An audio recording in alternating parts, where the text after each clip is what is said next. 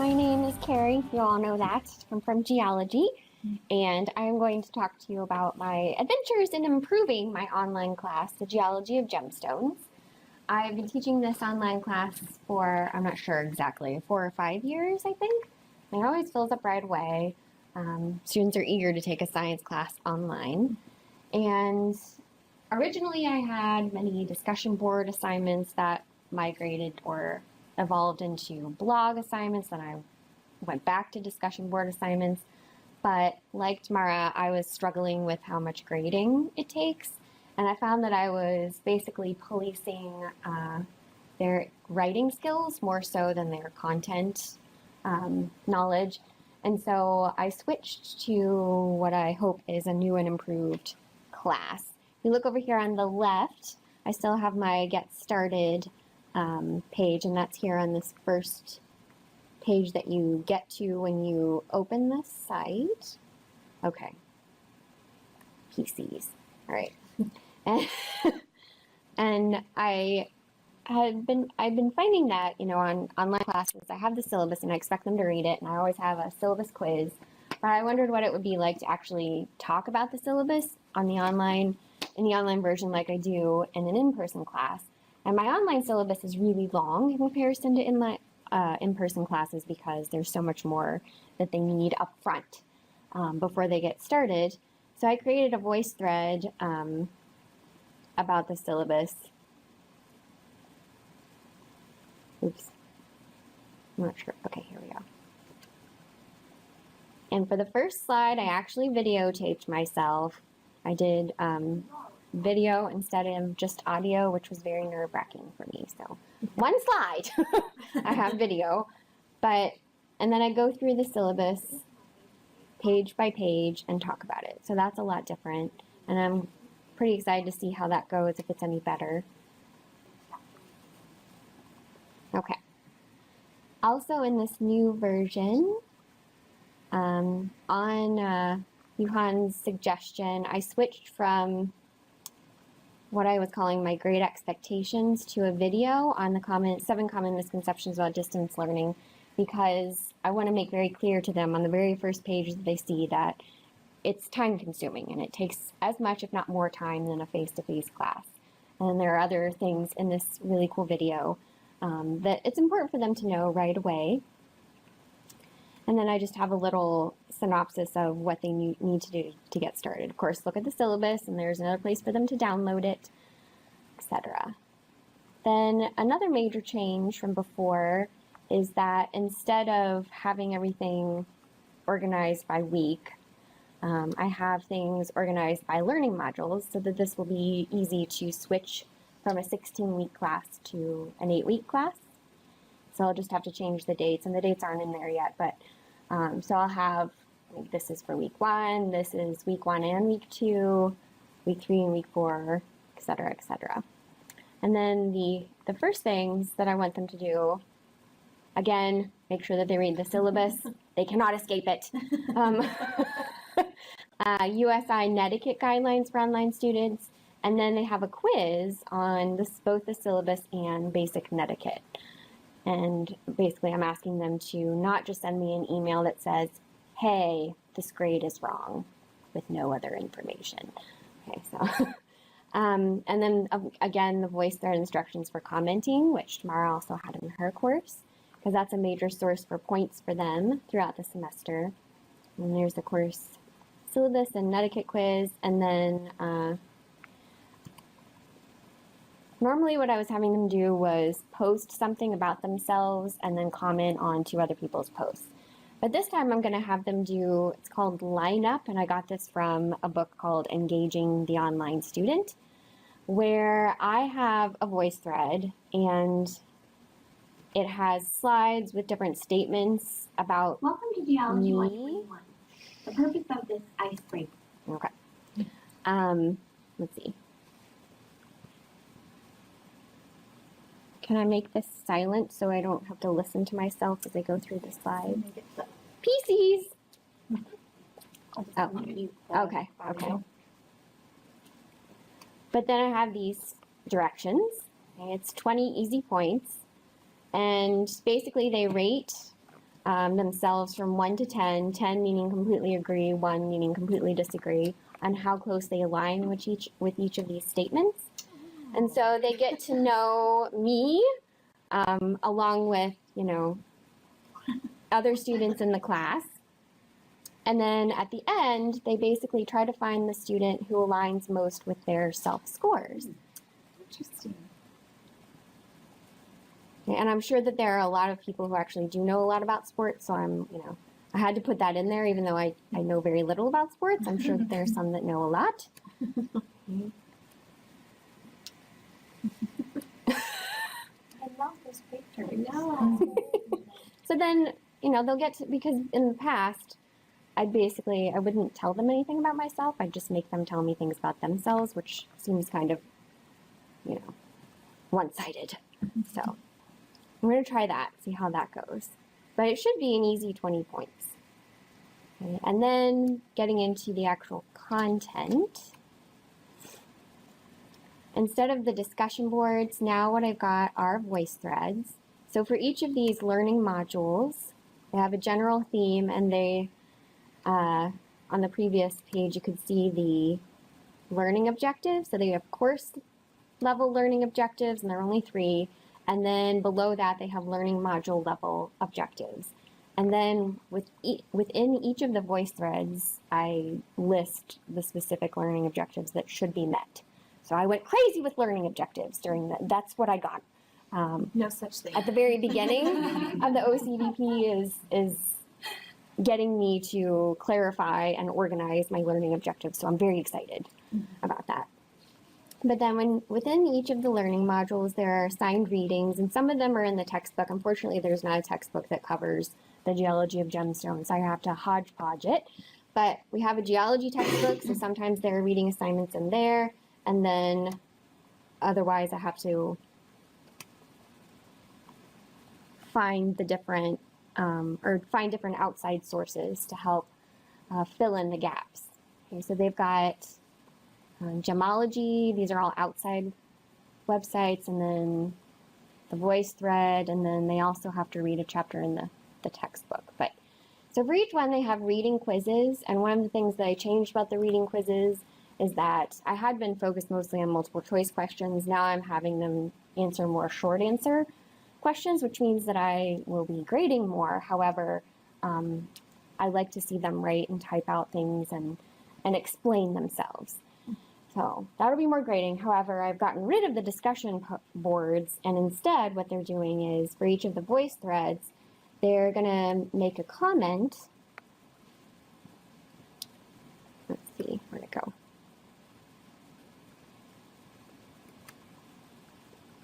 How do I?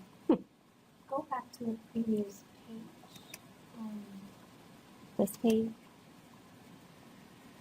Click on the link, gemology and the mineral ratings assignment. The Okay. link on top. Oh, I should probably go here then. Here we go. That's weird.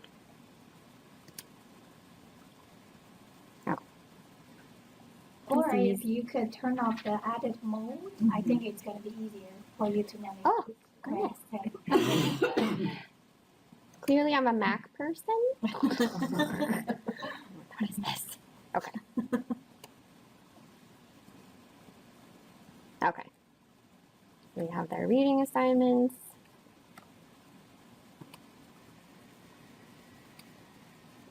And then the voice thread asks them to make explicit connections between the learning objectives, which I've clearly stated at the beginning of the learning module and within the voice thread itself, and the content. So just tell me, if this is working, which concept is helping you meet which learning objective. And they need to do that for at least one.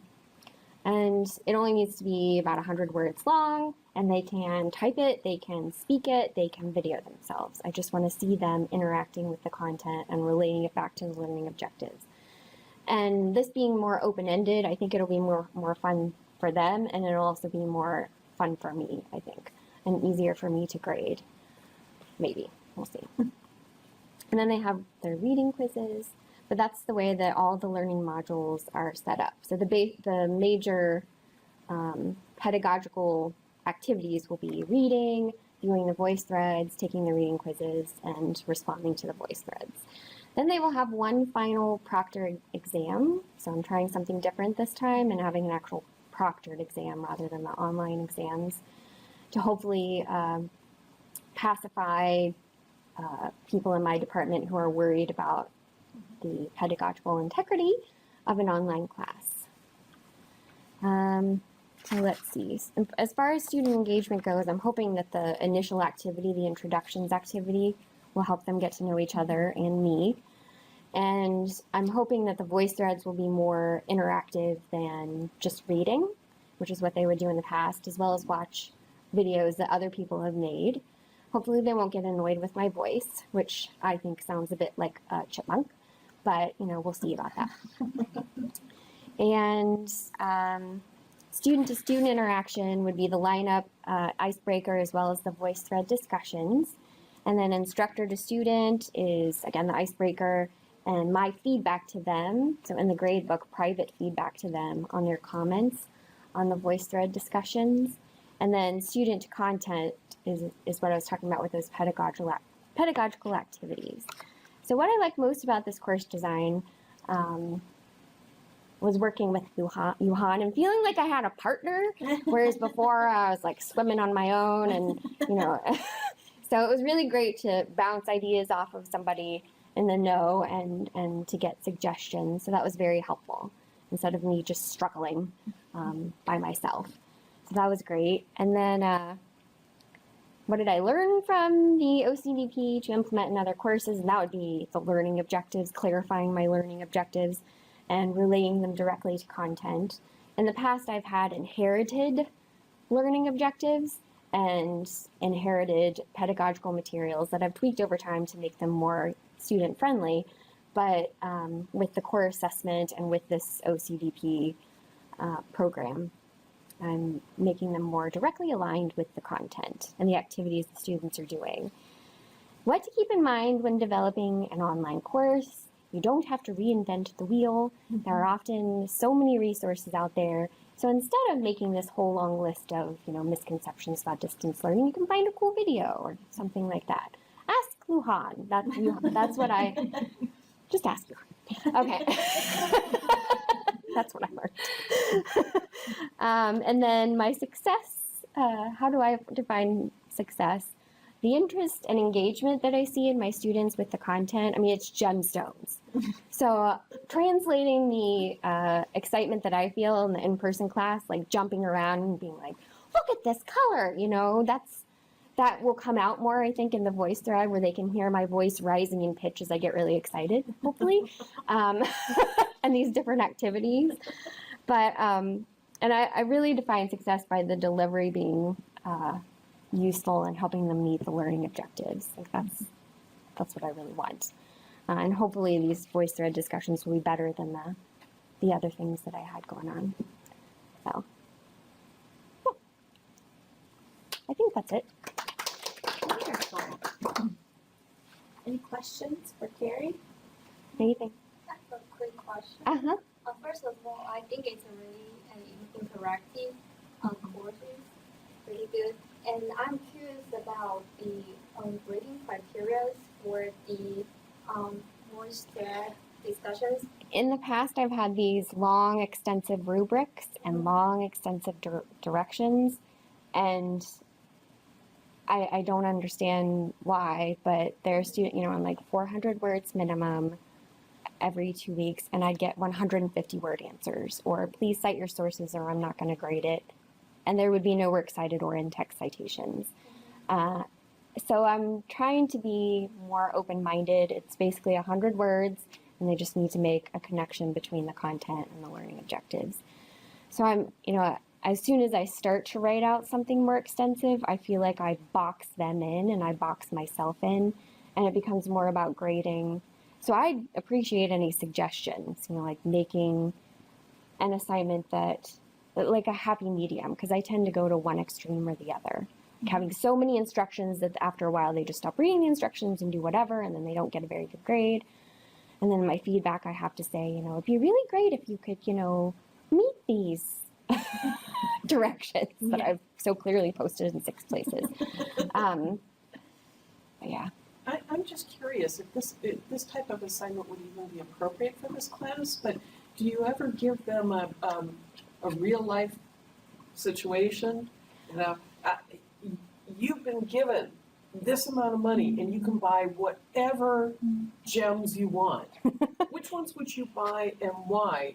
And I've done that before in the introductions blog or introductions assignment where I asked them, what's your favorite gemstone? Hypothetically, if you won the lottery, which gemstones would you buy? And, it's inevitably diamonds. And then by the end of the semester, when we talk about conflict diamonds, they're like, I would never buy a diamond in my life. So you see the evolution in their understanding of the political and social implications of mining, extracting and refining and then selling different gemstones. But so I've only used that kind of thing for the introductory assignment. Instead, what I do now is I will give them a picture of a gem and a couple of the properties in the reading quizzes and say, give me 2 possibilities for the identity of this stone based on what we've talked about in the voice threads. So I talk very clearly in the beginning that this class is not about pricing gemstones. I have very little idea of what gems cost these days because I'm more focused on the science and more focused on the causes of color and the societal implications. And they talk about economics, but we talk about economics and the De Beers monopoly of the diamond industry, which has decreased steadily over time. But other than that, I don't talk about specific prices for gemstones. Well, and then another possibility occurs to me that they, for example, could be said that money is no object and they're going to be buying a gift for someone. But these are the criteria. For example, I used to have a boyfriend who was incredibly rough on stuff, and he had a ring with turquoise in it. He had to keep getting the turquoise replaced. Yeah, that's a delicate stone. So if you said, you need to find a gem that meets these criteria, and this person likes to wear red a lot. So in terms of color and durability, and which gemstone would you choose and why? Yeah, that's a good idea for the voice threads. I have stop and think slides, and I ask sometimes questions similar to that, but you've given me good ideas for others to insert in there. They don't have to answer it if they don't want to. They're encouraged to comment on that slide, but stop and think exactly like you were talking about. Which kind of stone would you wear in a ring versus which ones are more delicate and you would wear them only in earrings, for example. Yeah. So I try to get the practical in there. By the way, I'm so glad you did this because I have students ask me what this course is about. Yeah. And, well, it's about gemstones. Now I have a little bit better idea. Yeah, you want to see all the things that they're doing. Gem grading, color and ID, colored stones. So we talk about the big 3, emerald, ruby, and sapphire, as well as a bunch of others like lapis and turquoise and that kind of thing. Synthesis, treatment, and simulation. So the fakes. And that they are always surprised that like 90% of all rubies are heat treated, and all emerald is fractured, and they have to fill the fractures.